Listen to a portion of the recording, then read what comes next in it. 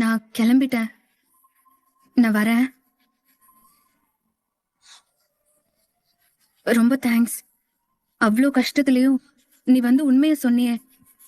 உன்னாலதான் இன்னைக்கு விஜய நாம வெளியே கூட்டிட்டு வர முடிஞ்சது. நீ எதுவுமே பண்ணலையா என்ன? உன்னோட எஃபர்ட் இதுல எதுவுமே இல்லாத மாதிரியே பேசுற.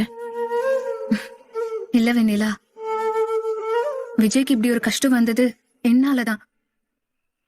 அப்போ அவரை வெளியே கொண்டு வர நான் எஃபர்ட் போட்டுதானே ஆகணும். அதுல பெருமைப்பட்டுக்க ஒண்ணுமே இல்லையே. ஆனா நீ நினைச்சிருந்தா கடைசி நேரத்துல கூட என் மேல இருந்த கோவத்துல விஜய பழி வாங்கிருக்கலாம். ஏன்னா உனக்கு என் மேலையும் என் வார்த்தை மேலையும் நம்பிக்கை இல்லாம இருந்துச்சு. நீ கோர்ட்ல என்ன சொல்லுவியோங்கிற பயம் லாஸ்ட் மினிட்ல கூட எனக்கு இருந்துச்சு. ஆனா நீ மனசார விஜய வெளியே கொண்டு வரணும்னு நினைச்சு உண்மையை சொன்ன. அதுக்கு ரொம்ப நன்றி வெண்ணிலா. Thank you so much. நீதான் உன் வயித்துல இருக்கிற குழந்தை மேலே சத்தியம் பண்ணல. அதுக்கப்புறமும் நான் உன்னை நம்பாம இருக்க முடியுமா? சரி, இப்போ விஜய வெளில கொண்டு வந்தாச்சு. நீ நினைச்சது நடந்துருச்சு.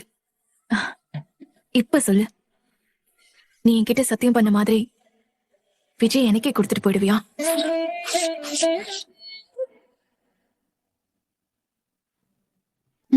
என்ன யோசிக்கிற? உன்னால முடியாததானே? அப்போ அந்த சத்தியம் போய். ஆஹா, இல்ல இல்ல, பொய்யெல்லாம் இல்ல. நான் உனக்கு பண்ண ப்ராமிஸ கண்டிப்பா காப்பாத்துவேன். நான் இனிமே விஜய் லைஃப்ல வரமாட்டேன்.